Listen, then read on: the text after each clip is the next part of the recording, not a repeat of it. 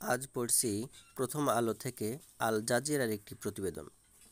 Trump কেন এই সময়ে পাকিস্তানি সেনাপ্রধানকে হোয়াইট হাউসে আপ্যায়ন করলেন?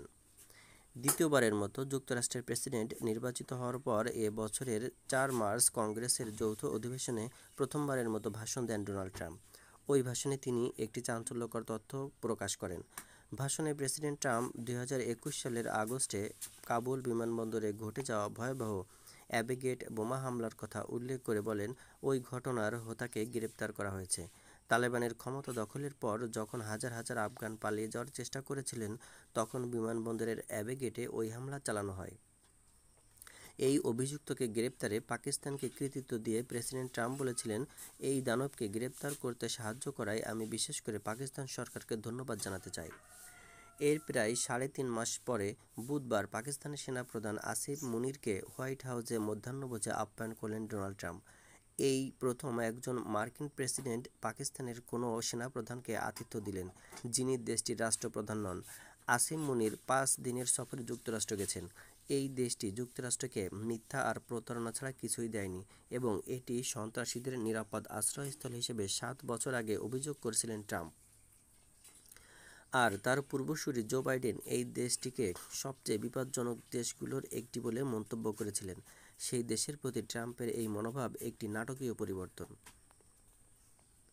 বিশেষজ্ঞরা বলছেন, ট্রাম্পের দ্বিতীয় মেয়াদের প্রশাসনের অধীনে সম্পর্ক পুনর্গঠনের কাজটি কয়েক সপ্তাহ ধরেই চলছিল। গত মে মাসে ভারত ও পাকিস্তানের মধ্যে স্বল্প সময়ের কিন্তু তীব্র সামরিক সংঘাতের সময় এটি আরও সুসংহত হয়। ওই সংঘাতে যুক্তরাষ্ট্র যুদ্ধবিরতির মধ্যস্থতা করার চেষ্টা করছিল। অবশ্য কিছু বিশ্লেষক সতর্ক করে বলছেন, নতুন করে গড়ে ওঠা ওই সম্পর্ককে প্রাতিষ্ঠানিক নীতির পরিবর্তে ট্রাম্পের ব্যক্তিগত অবস্থানের ফল হিসেবে দেখা উচিত।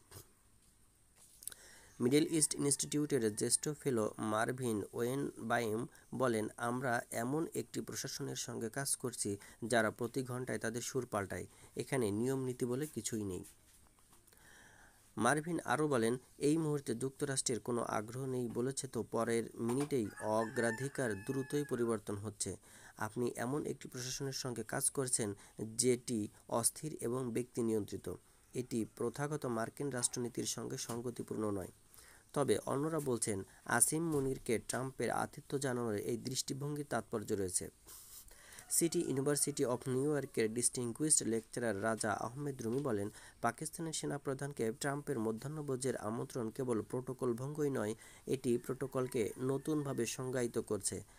আর তিনি বলেন, এটি স্পষ্টভাবে ইঙ্গিত দেয় পাকিস্তান শুধু ওয়াশিংটনের নজরেই নেই, বরং দেশটি ঘনিষ্ঠ মহলের মধ্যেই রয়েছে, অন্তত এই সময়ে।